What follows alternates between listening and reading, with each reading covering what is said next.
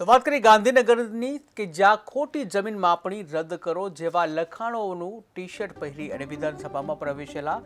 જામજોધપુરના ધારાસભ્ય હેમંત ખવાને ગૃહમાંથી સસ્પેન્ડ કરાયા।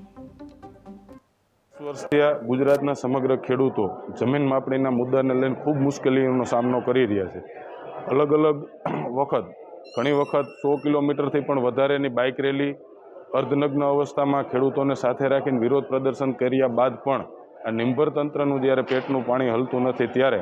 સરકારનું અને મુખ્યમંત્રીશ્રીનું આ મુદ્દે ધ્યાન જાય અને ખેડૂતોનો જે પ્રાણ પ્રશ્ન છે એમાં સંપૂર્ણ જમીન માપણી રદ કરવામાં આવે એના માટે આજે હું વિધાનસભા ગૃહની અંદર ટી શર્ટ પહેરી અને વિરોધ પ્રદર્શિત કર્યો। આ તકે માનનીય અધ્યક્ષશ્રીએ